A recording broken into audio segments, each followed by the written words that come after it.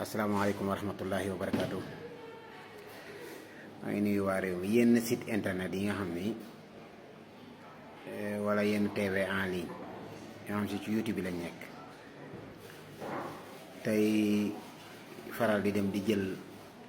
yenn xeetu ñaankat yu xorom yi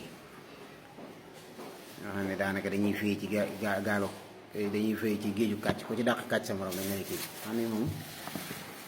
ay xale yu ndaw yoo xam ne fettaguñu ci nen di wax yoo xam si xam nga tey nit ki bu la respecté soo demee di ko interviewé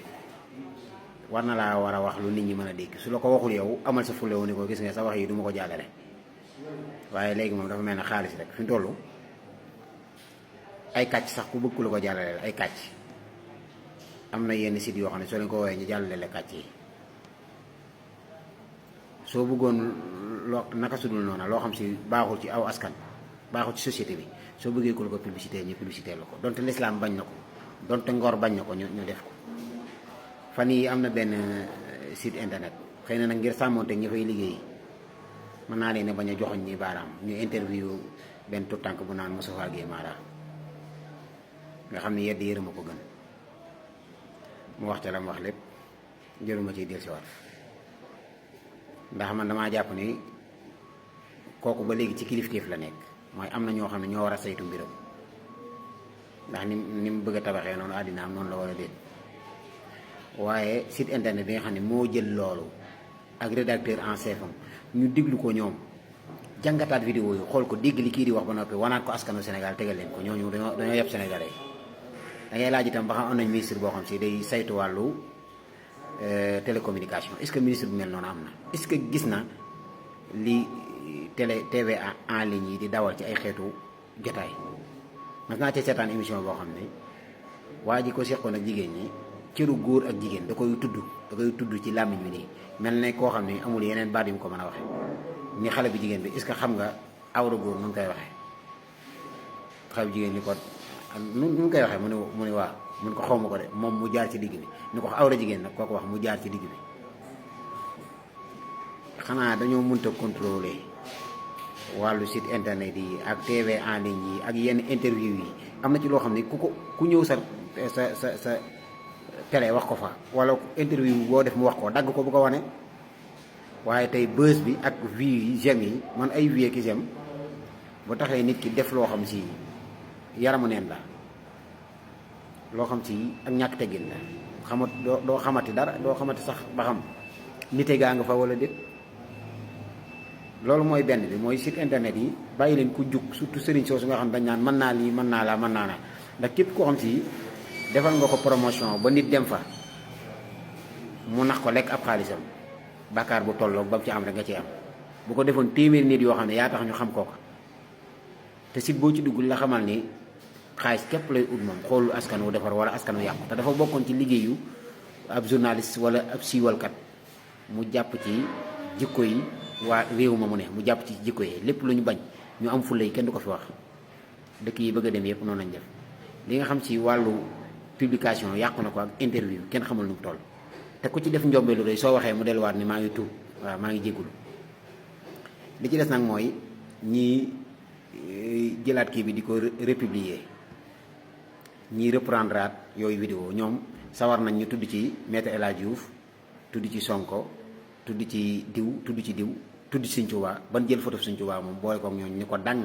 nga gis photo sëñ bi moom ak lim symbolisé ni mandarga woo nga ñëw teg ko ci biir ay rappeur ay politiciens yooyu ni fa dajji photo sëñ bi loolu ak yabaate la bàyyi leen yabaate internet bi bu mu leen dofloo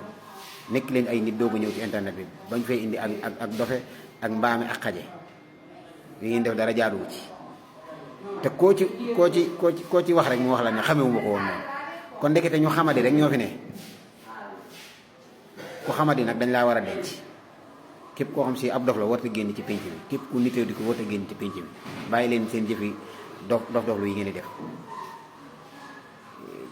kenn ku ne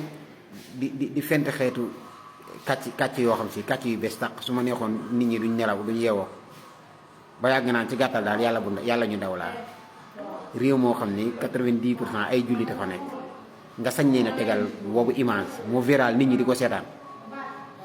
loolu jaaduwul ci ab télévision. kooku ku ko def rek dañoo war a retirer sa licence parce que yow defaroo askan wi da ngay yàq. am na yenn wax yoo xam si rédaction boo xam si ñu am maturité ña nga fa ñu mature ña nga fa dañ ko def. nan xoolaat télécommunication, nañ xoolaat information yi, nañ xoolaat télé yeeg yëpp,